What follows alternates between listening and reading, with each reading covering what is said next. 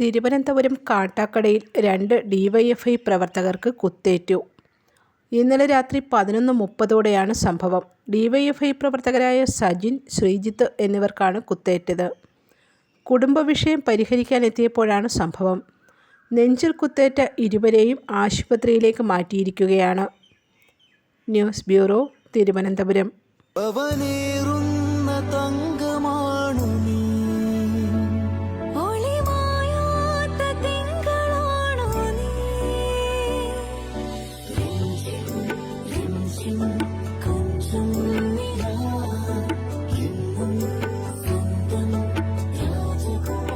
Be a Rajakumari.